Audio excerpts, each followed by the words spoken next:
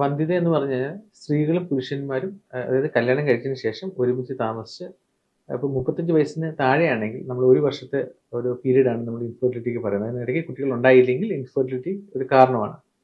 അതേസമയം 35 വയസ്സിന് ശേഷമാണെന്നുണ്ടെങ്കിൽ 6 മാസത്തിനകത്ത് ഒരു പ്രഗ്നൻസി കിട്ടിയില്ലെങ്കിൽ ഇൻഫെർട്ടിലിറ്റി ഉണ്ടോ എന്ന് തീർച്ചയായിട്ടും നമുക്ക് ചെക്ക് ചെയ്ത് നോക്കണം.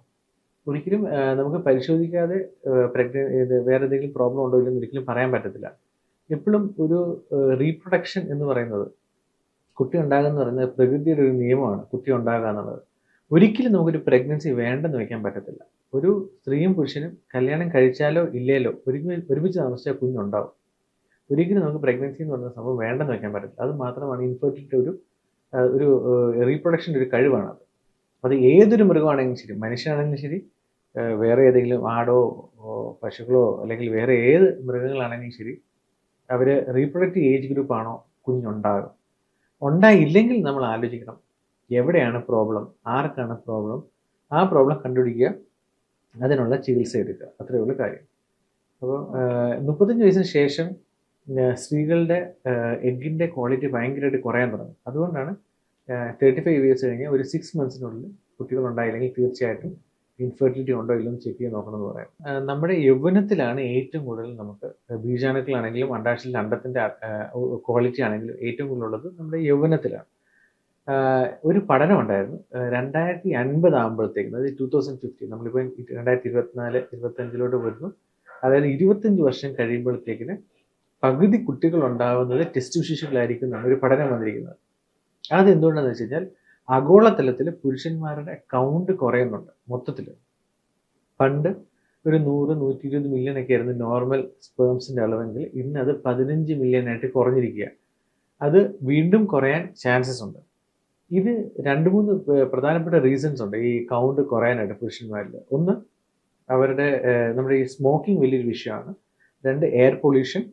പിന്നെ യൂസ് ഓഫ് പെസ്റ്റിസൈഡ്സ്. നമ്മൾ കഴിക്കുന്ന എല്ലാ ആഹാരങ്ങളിലും എന്തെങ്കിലുമൊക്കെ വിഷാംശം കാണും. അതുപോലെ യൂസ് ഓഫ് മൈക്രോ പ്ലാസ്റ്റിക്സ്.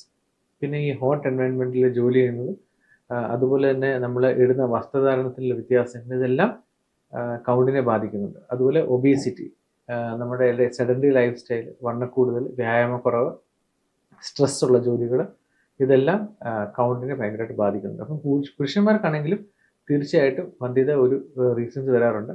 ചിലപ്പോൾ ആദ്യം അവർക്കൊരു കുഞ്ഞുണ്ടായതിനു ശേഷം രണ്ടാമത്തെ ഒരു കുഞ്ഞ് വരാൻ ഡിഫിക്കൽറ്റി വരുന്നു. അപ്പോൾ നമ്മൾ പരിശോധിച്ച് നോക്കുമ്പോൾ ചിലപ്പം ഹസ്ബൻഡായിരിക്കും കൗണ്ട് കുറവ്. അപ്പോൾ തീർച്ചയായിട്ടും പുരുഷന്മാർക്കും കൗണ്ട് ഭയങ്കരമായിട്ട് കുറയുന്നുണ്ട്. നമ്മൾ വന്ധ്യത ആണല്ലോ ഒരു റീസൺ കുഞ്ഞുണ്ടാവാതിരിക്കാൻ. അപ്പോൾ അത് പരിശോധിച്ചെങ്കിൽ എടുത്തുള്ളൂ ആർക്കാണ് അത് പ്രോബ്ലം എന്നുള്ളത്, പുരുഷന്മാർക്കാണോ സ്ത്രീകൾക്കാണോ എന്നുള്ളത്. അപ്പം അത് നമുക്ക് പരിശോധനയിൽ കൂടെ അല്ലാതെ ഒരു വ്യക്തി നോർമൽ ആണെന്ന് നമുക്ക് ഒരിക്കലും പറയാൻ പറ്റത്തില്ല. ഇപ്പം ഒരു കുഞ്ഞുണ്ടായില്ലെങ്കിൽ, ഇപ്പം നമ്മൾ ഫോർ എക്സാമ്പിൾ ഇപ്പം നമ്മൾ തീർച്ചയായിട്ടും തികച്ചും നോർമലായിട്ടുള്ളൊരു കാണുന്ന ഒരു വ്യക്തി തികച്ചും നോർമൽ ആണെന്ന് നമുക്ക് തോന്നുകയാണെങ്കിൽ പോലും ഇപ്പം താടിയുണ്ട്, മീശയുണ്ട്, എല്ലാം ഉണ്ട്. പക്ഷേ ചിലപ്പോൾ പരിശോധിച്ച് നോക്കുമ്പോൾ അണുക്കൾ തീരെ കാണത്തില്ല. അപ്പോൾ അങ്ങനെയുള്ളവർ ചിലപ്പോൾ നമ്മൾ ജനിതക വേദികളിൽ ടെസ്റ്റൊക്കെ ചെയ്യാറുണ്ട്. അപ്പോൾ അങ്ങനെയുള്ളപ്പം അവർക്ക് ഈ ക്ലൈൻഫിൽട്ടർ സിൻഡ്രോം അങ്ങനെയൊക്കെയുള്ള വിഷയങ്ങൾ വരാറുണ്ട്. അപ്പോൾ അതെല്ലാം നമ്മൾ നോക്കുമ്പോൾ എല്ലാം തികച്ചും നോർമലായിട്ടുള്ള വ്യക്തിയായിരിക്കും, അണുക്കൾ കാണത്തില്ല. അപ്പം ഒരിക്കലും ഒരു വ്യക്തിയെ കണ്ടുകൊണ്ട് നമുക്കൊരിക്കലും അവരുടെ റീപ്രൊഡക്റ്റീവ് കപ്പാസിറ്റി, അല്ലെങ്കിൽ ഒരു കുഞ്ഞുണ്ടാകാനുള്ള കഴിവ് എത്ര ഉണ്ടോ മാത്രം ഉണ്ടെന്ന് ഒരിക്കലും പറയാൻ പറ്റത്തില്ല. അത് സ്ത്രീകളിലാണെങ്കിലും ശരി, പുരുഷന്മാരാണെങ്കിലും ശരി. കൗണ്ട് കുറയുന്നതും പുരുഷന്മാരിൽ ഒത്തിരി പേര് കണ്ടുവരുന്നുണ്ട്.